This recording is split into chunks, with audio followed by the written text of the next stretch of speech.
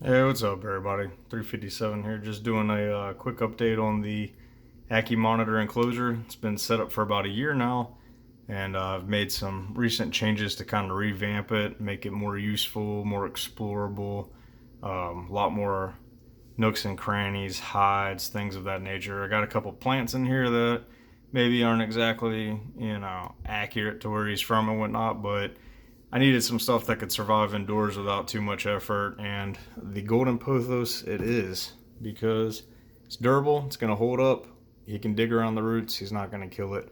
I put some succulents and stuff like that in here before, and he destroyed everything. So here he is though. It's Mushu. He's doing pretty good. I'm sure he's not done growing, but he has gotten to a pretty good size. So anyway, if any of you'd seen the cage I had before, I didn't have any of these shelves set up. So what I decided to do to make use of the space, I put in a couple shelves. I noticed that he was always trying to climb and get up higher into the enclosure. So I got a lot more wood. Went over to the BioDude's website and got a box of his cork bark, which was awesome. It came with some really big chunks, which is great because I was able to use them to make tunnels and whatnot. So let me step back a little bit so y'all can see the full enclosure. Those lights are going to kind of overpower the camera a little bit. I'm going to try to get low. But over to the right, I have my version of a modified reed stack. So it's really safe. All the way down to the bottom of the enclosure where it's bare wood, I have rock stacked up. So he can't possibly dig underneath it and make any of this collapse. Should hold up for a nice long time. So as you'll see though, there's that reed stack. Got about 4 levels of rock. I know it looks like 3, but like I said, there's more rock up underneath it. And then we go over and we got a bunch of wood, cork bark, and then we got these shelves. So he will use those shelves. He likes to get up there and run around and chase crickets. I feel like he kind of hunts from them. He'll go up there and perch up high, and then he'll see something, he'll jump down, grab it, snack it up. But check out what I did with these cork bark tubes, which I'm pretty proud of. So they're big and they're hollow. So I made like little tunnels that he can run through. So there's one here. Sorry, I'm flipping the camera all around. And then there's this big chunk here, which is really cool. It's hard to see, but it kind of does like a little S and goes back in there.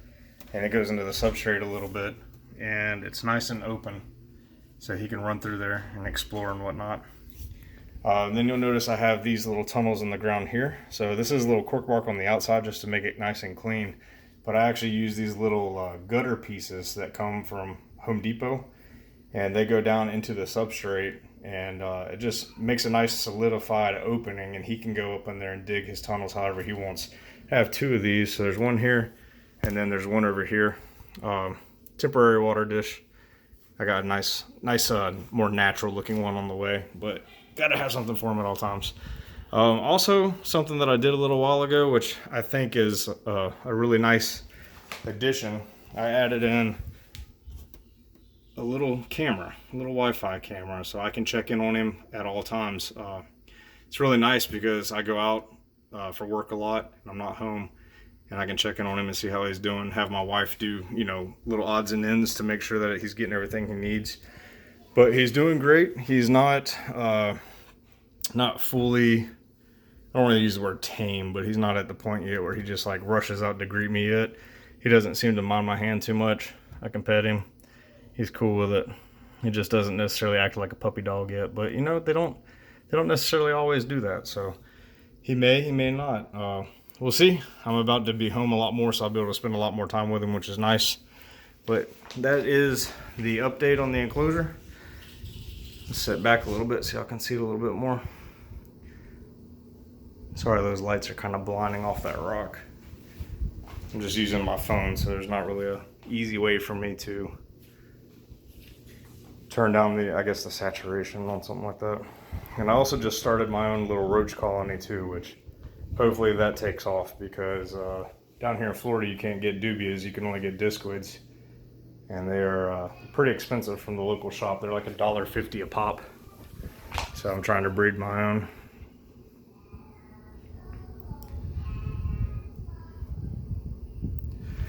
Anyway, if anybody's got any questions, feel free to shoot them at me. I'm not always the fastest to respond, but I will check it eventually and try to follow up with you. Got the air vents. There's 4 of those. Kind of hard to see over there with the plants in that corner. So there's 2 on each side at the same height. Just lets any of that excessive heat build up get out. But that hot spot right there gets up to about 140, 145, which seems perfect. He loves it. I've never had any problems with him. He does great with his sheds. He's not missing any toes or anything like that. Substrate's about 10 to 12 inches deep throughout the enclosure in different spots. And yeah, he has a ball in this thing. I'm looking to get him a lady friend soon, hopefully. All right, that's the update. I'm out. Peace.